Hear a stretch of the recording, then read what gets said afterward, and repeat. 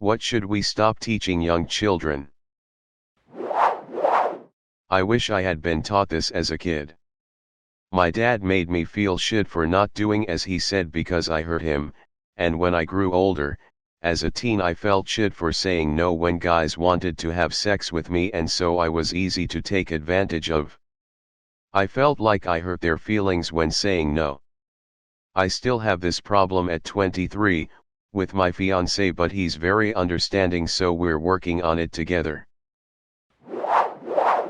We had a student break the zero tolerance policy.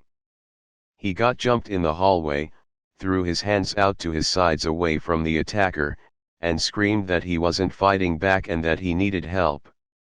Once he went to the floor, he balled up and kept yelling. He was a bigger kid than his attacker and could have handled it, but chose to take the hits. When he got called to the office and the zero tolerance policy was brought up, he pointed out that he never fought back, screamed that he wouldn't to de-escalate the situation, and that he needed help like students are taught to do when they are being bullied. Having done everything right, it wasn't a fight, it was an assault, and if they punished him for being assaulted under their care, his parents would be blasting this everywhere they could. He never got punished and the other kid was expelled. I am an ECE who works with school-age kids. My line is, we aren't all friends here, and that is okay, but we have to treat everybody with respect/kindly. I see lots of ECEs use the friend terminology we don't hit our friends, your friends are trying to sleep. I avoid the terminology like the plague. I've seen it backfire. I had a 7-year-old tell me that it was okay that she hurt another child because the other child wasn't her friend.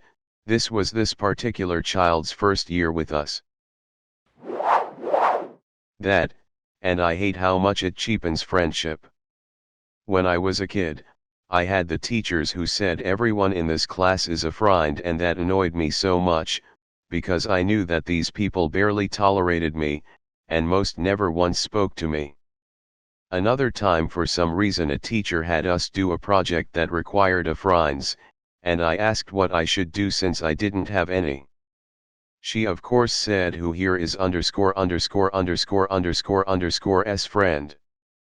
And of course everyone raised their hands, not because it was true but because they had to. And I remember being really sad that they were all lying because the teacher wanted me to feel better.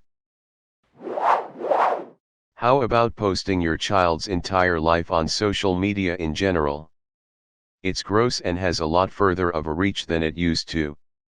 In 2008 my mom had a blog that was mainly shared with her best friends and posted constant pictures and stories of us kids that can still be found by googling our names.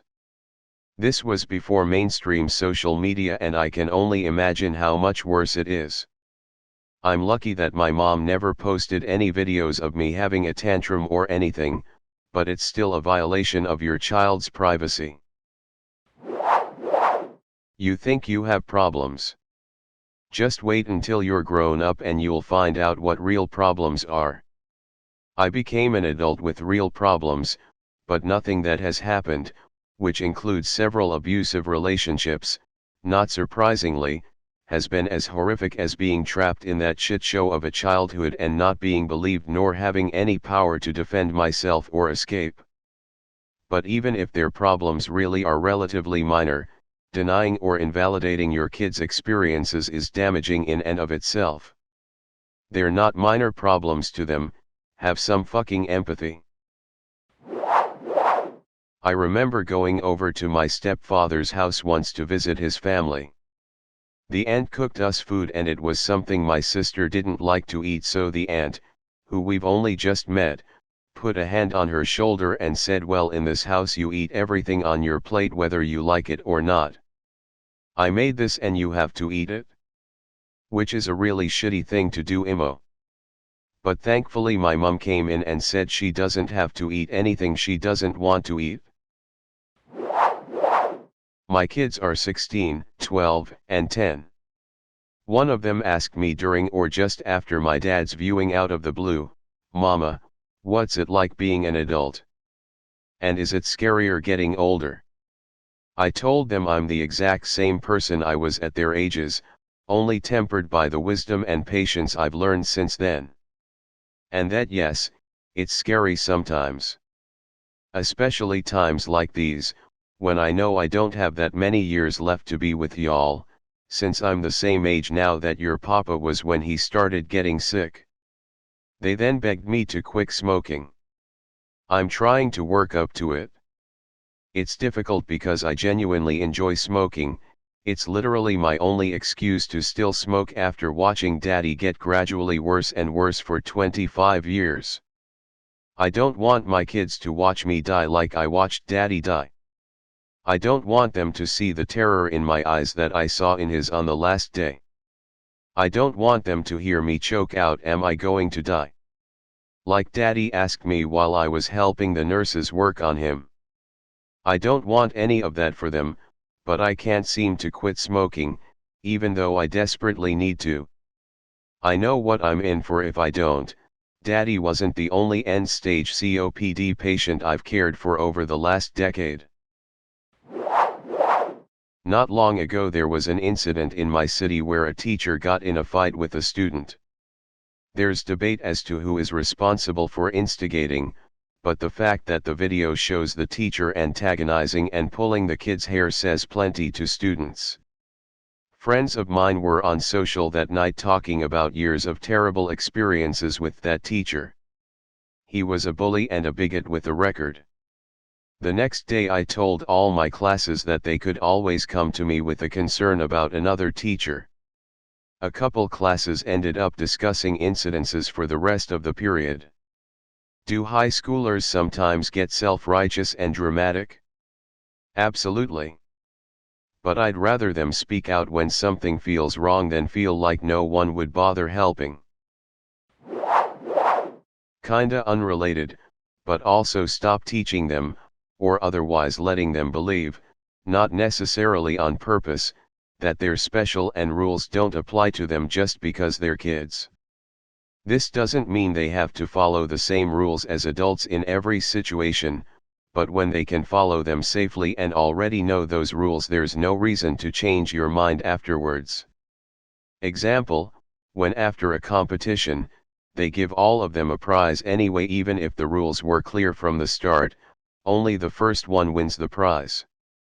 This doesn't teach them anything, only to be entitled and always expect others to give them things they can't have. Of course they all made an effort, adults do too, but that's a thing parents do to avoid having to teach them how to cope. It's better to teach them that you can't always win and how to accept it than giving them a prize no matter what, which feels like a lack of respect for the one who actually finished first. The way I like to look at it is that everyone deserves, and receives, a base level of respect. A starting point, if you will, that is the same for everyone regardless of their age, gender, and all other life components over which they have no control. My respect for you will then go up or down depending on your actions, i.e. those things over which you do have control. You can't be held accountable for things you can't change, and your dignity and other people's respect for you should not depend on those things. You certainly can and should earn or lose respect based on your genuine life choices, however. As a teacher, I occasionally misspell words or make a mistake on a math problem on purpose. When I'm called out on it, I very casually acknowledge my mistake, something like, "Whoops, you're right, it's 4, not 3, nice catch," just to show that it's okay to make mistakes. I've noticed it makes some students more comfortable with asking for help. If they've seen me make a mistake, it's okay for their work not to be perfect the first time around either. Right. Forcing someone to give you a turn isn't sharing. Some 7/8-year-old kid tried to pull this on my then 2-year-old at the playground when he, my son, brought a really cool Tonka dump trunk. He tried to take it saying my son had to share. When I intervened, he told me my son had to share and give him a turn. I said, First of all, you taking it from him is not sharing. Second, no. No, he does not have to share. This is his truck. If and when he decides he's done playing with it, you may ask him for a turn. If he says yes, you may have a turn, that is sharing. Do not try to take his truck again. He got all angry and scowly and said he was going to tell his mom on me. I told him to go right ahead.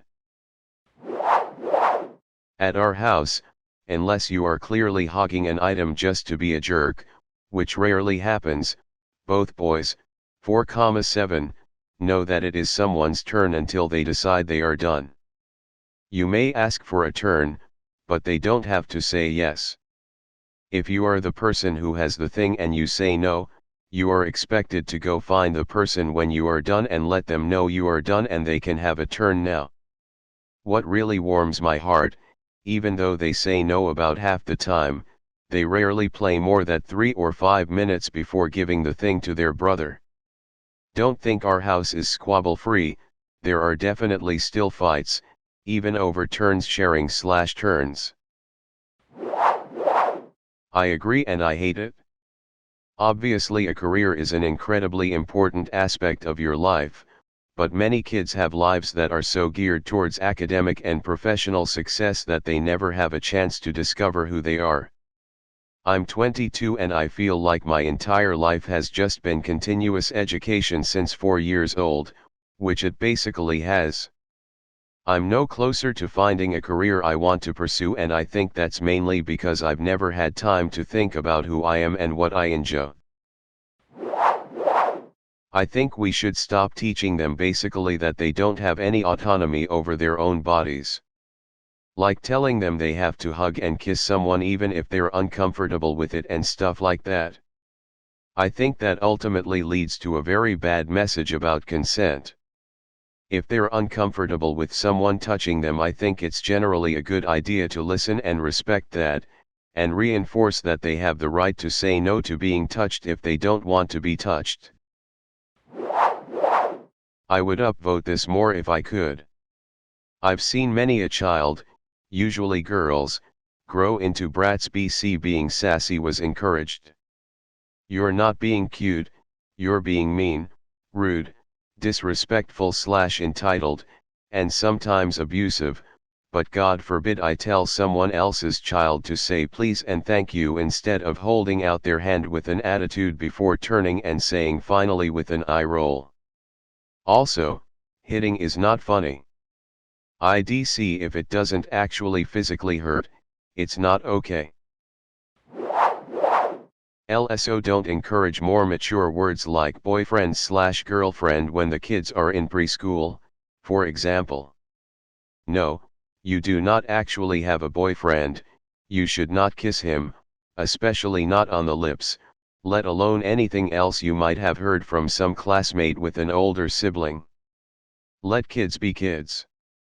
Don't encourage sexifying them. It's not appropriate. We had a problem like this with one of my nieces, who still has a very physical way of showing affection. I am worried about her as she grows up, to be honest. I'm really ambivalent about this. Two wrongs don't make a right. But, adults do not seem to understand bullying. Here's the thing, a third party and the bully don't get to judge whether or not a behavior is bullying. If a child is uncomfortable with a behavior and has asked someone to stop, and they don't stop, that's bullying. I don't care if you are teasing or tickling, stop should mean stop. But a lot of people just extend the bullying by saying things like, it's just for fun. Can't you take a joke? No one is hurting you. All bullshit responses. Stop trying to make the kid question his own feelings, FFS, and just stop when they ask you to stop. That sex and sexuality is something to be ashamed of. This isn't to suggest that we need to get graphic about the gritty details, but the topic itself ought not to be taboo, and I think honest, technical, but non-graphic answers are appropriate as soon as children are old enough to come to you and start asking you about sex. I think people generally tend to underestimate how much information a child can handle. If they grow up associating sex with shame, disgust, or something never to be discussed, they're going to learn about it eventually, but in secret and not always from reliable sources. I personally wish that I had a trusted adult whom I could ask all my questions instead of relying on porn, misinformation from my peers, complete internet strangers who probably had no business discussing sex with a minor, and other crappy sources lol. I also wish that I hadn't been so ashamed or embarrassed for feeling the urges that I eventually did. We should stop teaching young children that sex is bad. In my country, and coming from a Catholic school, they would teach us only about abstinence. That we should only do the act once we're married, and because of that, we never had proper sex education. We were never taught to always practice safe sex. We were never taught about contraception and alternatives, nothing at all. I think it's important to learn from professionals rather than their own friends who probably don't have much experience and the internet, if they don't do enough research. They should be given correct information, different options, and trust them enough to make right decisions based on that information. Certain foods shouldn't be used as rewards or treats. It's a really bad habit. Baby-led weaning is the way forward. You put a bit of food down on a plate, let your baby regulate their own appetite and eat things in any order they like without praise or reward. They eat as much or as little as they like. Sometimes they eat fuck all, sometimes they just eat cake, sometimes they eat the whole lot. It's hugely successful and helps children regulate their own appetite and eat more intelligently. Treats shouldn't really be a thing. It's a reason that people eat so much shit as adults, because food suddenly has emotion and meaning and importance. I remember when I was well behaved and I could eat. It's not a teaching thing, but at school, girls are extremely sexualized at a young age. I was in a private school, 2016 to 2021, and I had a uniform, and they often made girls standing up to check out their skirts and socks. We needed to have the socks on the edge of the knees, and if we didn't, we had detention for a whole day. In public school, dress codes shouldn't be harsh. Girls have the right to be comfortable while studying, while sitting on a chair and listening. They are not obligated to wear bras, to wear jeans, but why in the first place do they need to? What's the reason? Exactly, because teachers themselves show us that a girl needs to cover, because their body is a sexual thing. Boys are human. So are girls. Let 'em be. Not exactly something that's explicitly taught, but that strangers are going to kidnap, assault, rape, or otherwise harm them. Do people commit crimes against strangers? Sure, but it's uncommon. Less than 15% of rapes are committed by somebody the victim doesn't know. 1% of missing children are abducted by strangers. I don't know what the statistics are for other violent crimes, but I'm guessing they're somewhere in that range. The rest of the time, the perpetrators are family members, co-workers, acquaintances, romantic partners, and people you owe money to. On a less serious note, it's kind of pointless to teach kids not to put personal information online. Unless it's financial info, it's probably already on the internet. That a woman is peak beauty at 18. I don't know how specific to me this is, but I've told a couple of people who seem to have grown up the same way. In almost all media it portrays older men dating an 18-year-old as being players and ladies' men, and that older women want their college years back, etc. etc. I see 18-year-olds now and they look like children. I'm 27 and I can't physically tell the difference between an 18-year-old and a 15-year-old. And if I have any friends my age who date 18-year-olds, I pretty much cut off communication with them because it tells me the only thing stopping them from dating a younger teen is the law.